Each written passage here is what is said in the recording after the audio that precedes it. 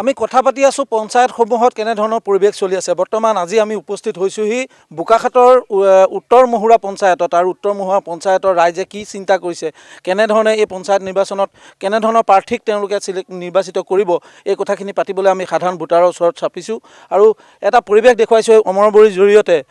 কাৰণ অমৰবৰীও এই অঞ্চলটোৰে এগৰাকী বাসিন্দা, গতিকে আমাৰ ভিডিঅ' জাৰ্নেলিষ্ট অমৰবৰীৰ নিজৰ গাঁৱত কি পৰিৱেশ চলি আছে সেই খবৰ ল'বলৈ আমি উপস্থিত হৈছোঁহি। মই দেখুৱাইছোঁ এই পৰিৱেশটো একেবাৰে গ্ৰাম্য এটা পৰিৱেশ আৰু এই উত্তৰ মহুৰা পঞ্চায়তখন যথেষ্ট জনবহুল, ইয়াত যথেষ্ট সংখ্যক ভোটাৰ আছে।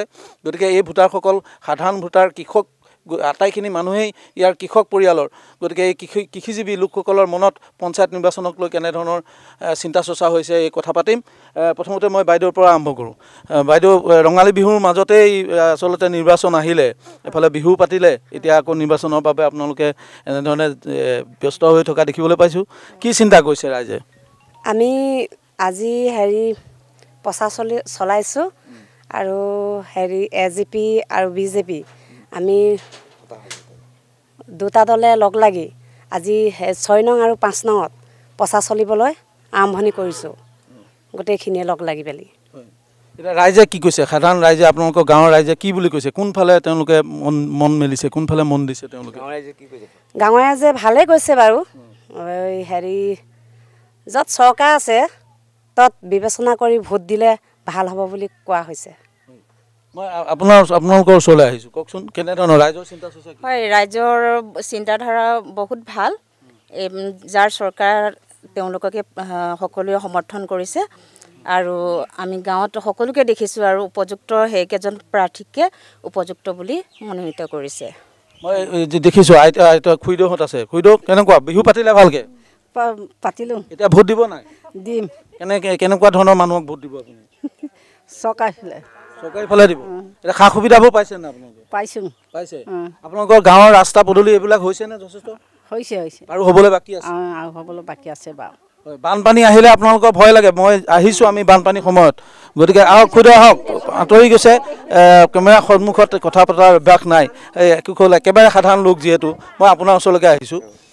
সাধাৰণতে এই বানাক্ৰান্ত এটা অঞ্চল আৰু বানপানী আহিলে যথেষ্ট দুৰ্যোগ হয়। ইয়াৰ স্থানীয় যিগৰাকী বিধায়ক, তেখেত কৃষিমন্ত্ৰী নিজেই, আৰু ইয়াত অঞ্চলটোত ৰাস্তা পদূলি, দলং কেনেধৰণৰ কি হৈছে, কেনেধৰণৰ উন্নয়নে কেনেধৰণৰ প্ৰতিচ্ছবি ইয়াত মানে ভাৰত স্বাধীনতাৰ দিনৰ পৰা কংগ্ৰেছ চৰকাৰে শাসন কৰি আছিল, কিন্তু ৰাস্তা পদূলি নাই হ'লে।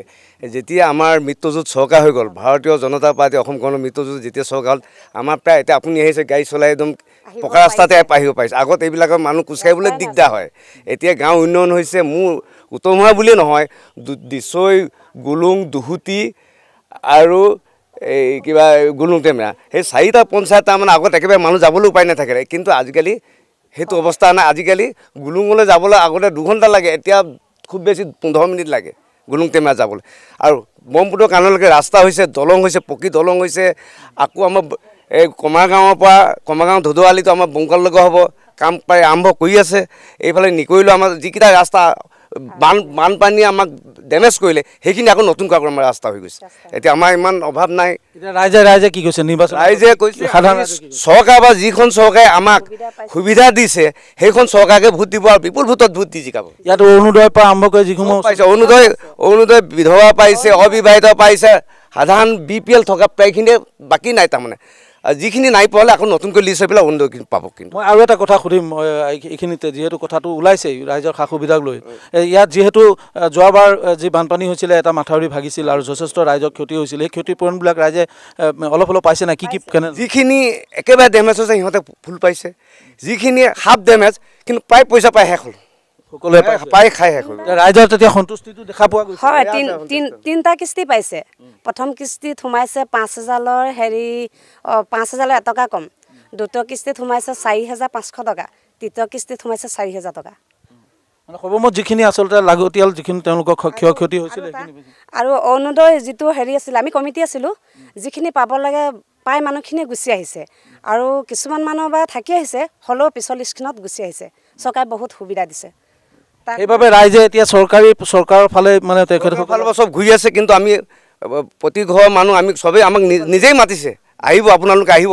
আমি গৈছোঁ, আজিৰ পৰা আমি আৰম্ভ কৰিছোঁ কাইলৈৰ পৰা আকৌ গোটেই পঞ্চায়তটো হৈ যাব আমাৰ এপি মেম্বাৰ ঘূৰি আছে আৰু ZPC ঘূৰি আছে কিন্তু আমাৰ একো চিন্তা নাই আমি বিপুল ভোটত জিকিব কিন্তু চৰকাৰখনে যিখনে কৈছে ৰাইজে কৈছে যাৰ চৰকাৰ আমি ভাত খাইছোঁ তাকে আমি ভোট দিম বিৰোধী দলসমূহ কি হৈছে বিৰোধী দলসমূহ ঘূৰিছে নাই বিৰোধী দল তেনেকৈ দেখা নাই এতিয়ালৈকে দেখা নাই বৰ তাৎপৰ্যপূৰ্ণ কথা গতিকে উন্নয়নৰ স্বাৰ্থত উন্নয়নৰ পক্ষে যিটো ৰাইজৰ মতামত এইসকল সাধাৰণ ৰাইজে মতামত আগবঢ়াইছে কেমেৰাৰ সন্মুখত আমি ইয়াত যিসকল লোকে ইয়াত কথা কৈছে সেইসকল লোক একেবাৰে সাধাৰণ ভোটাৰ আৰু একেবাৰে দ অঞ্চল এটা এই দ অঞ্চলৰ ৰাইজৰ মনত যি ক্ৰিয়া প্ৰতিক্ৰিয়া নিৰ্বাচনক লৈ তাকে আমি স্পষ্ট ৰূপত দেখুৱাইছোঁ আৰু এই পুনৰবাৰ উল্লেখ কৰিছোঁ দুখুটিমুখ পঞ্চায়তত আমি উত্তৰ মহুৱা পঞ্চায়তত উপস্থিত হৈছোঁহি আজি গতিকে আৰু বোকাখাটৰ যিসমূহ ভিতৰুৱা যিসমূহ পঞ্চায়ত আছে গুলুংডেমেৰা পঞ্চায়ত আছে দিছৈ পঞ্চায়ত আছে এইসমূহলৈকো আমি যাম আৰু তাৰ ৰাইজৰ কি ধৰণৰ চিন্তা চৰ্চা সেই বিষয়ে আলোচনা কৰিম কিন্তু গুৰুত্বপূৰ্ণ কথাটো হৈছে ৰাইজে ৰাস্তা ঘাট দলং দেখিছে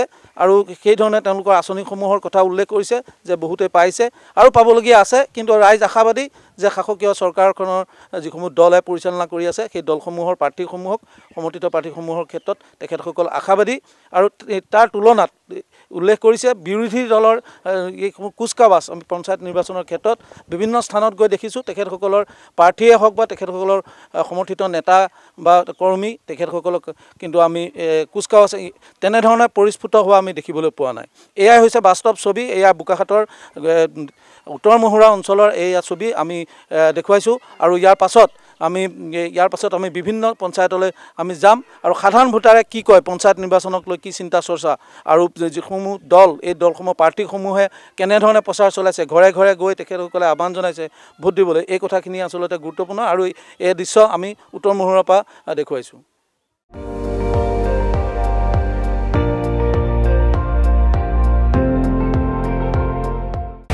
আপুনি চাই আছে ND24 সৰ্বশ্ৰেষ্ঠ নহয় সৰ্বোত্তমৰ দৌৰ